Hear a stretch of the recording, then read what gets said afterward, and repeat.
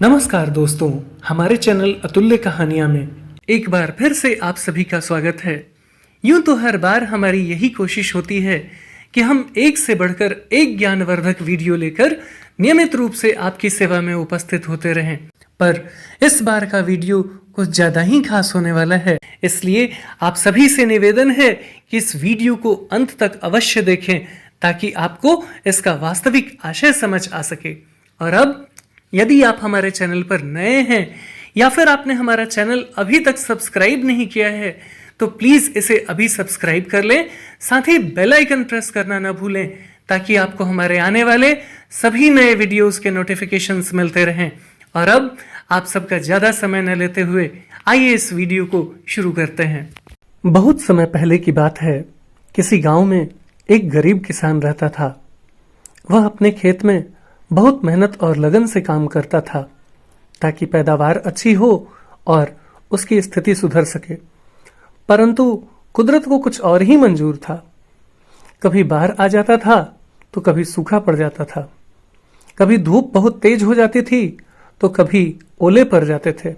इस प्रकार किसी न किसी कारण से हर बार उसका कुछ न कुछ फसल बर्बाद हो जाता था। इस बात से उसे बहुत क्रोध आता था। एक दिन तंग आकर उसने भगवान से कहा, देखिए प्रभु, आप हैं तो भगवान, पर आपको खेती बाड़ी के काम का बिल्कुल भी अनुभव नहीं है। इसलिए आप मुझे बस 1 साल का मौका दे दीजिए, जिसमें मैं जैसा चाहूं वैसा मौसम हो। फिर आप देख लेना कि कैसे मैं अन्न के भंडार लगा देता हूं। किसान की बात सुनकर भगवान मुस्कुराए और कहा, ठीक है, अब से मैं तुम्हारे काम काज में बिल्कुल भी दखल नहीं दूंगा और अब से तुम जैसा चाहोगे वैसा ही मौसम रहेगा। यह सुनकर किसान की खुशी का ठिकाना न रहा। फिर क्या था, किसान ने इस बार गेहूं की फसल लगाई। जब उसने धूप चाही तब उसे धूप मिला, जब पानी चाहा तब पानी मिला। तेज धूप, ओले तथा बाढ़ एवं आंधी आदि को तो उसने आने ही नहीं दिया। समय के साथ फसल बढ़ी और किसान की खुशी भी, क्योंकि ऐसी फसल तो आज तक नहीं हुई थी। किसान ने मन ही मन सोचा कि अब पता चलेगा भगवान को कि खेती कैसे करते हैं। बेकार ही हम किसानों को इतने सालों से परेशान करते रहे। इस प्रकार धीरे धीरे समय बीतता गया और एक दिन फसल काटने का समय भी आ गया।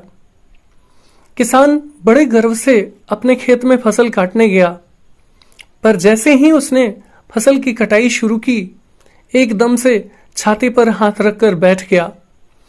गेहूं की एक भी बाली के अंदर गेहूं नहीं था। सारी की सारी बालियां अंदर से खाली थीं। यह देखकर किसान बहुत दुखी हुआ तथा रोते हुए उसने भगवान से कहा, हे प्रभु, यह क्या हो गया? उसकी बात सुनकर भगवान बोले, यह तो होना ही था। तुमने अपने पौधों को जरा सा भी संघर्ष करने का मौका नहीं दिया।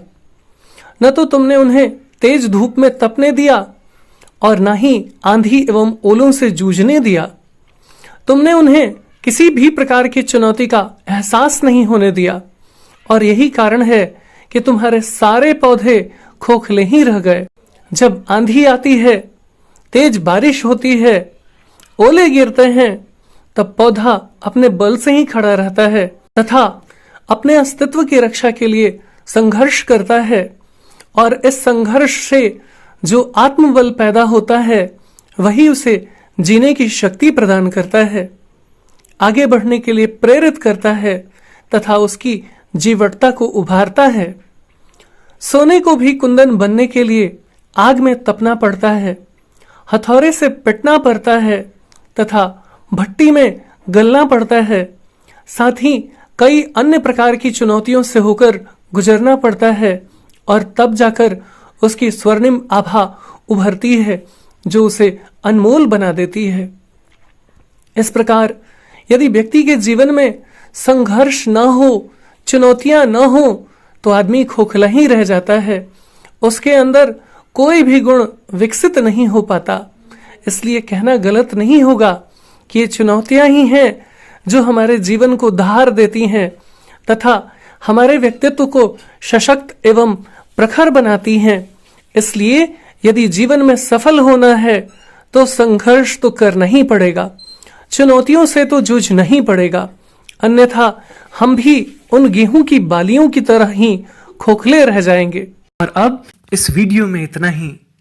यदि आपको हमारा वीडियो अच्छा लगा हो तो प्लीज इसे लाइक करें और ज्यादा से ज्यादा शेयर करें ताकि हमारा मनोबल यूं ही बना रहे और हम एक से बढ़कर एक ज्ञानवर्धक वीडियो लेकर नियमित रूप से आपकी सेवा में उपस्थित होते रहें।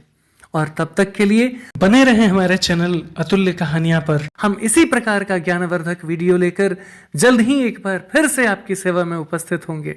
जय हिंद, जय भारत।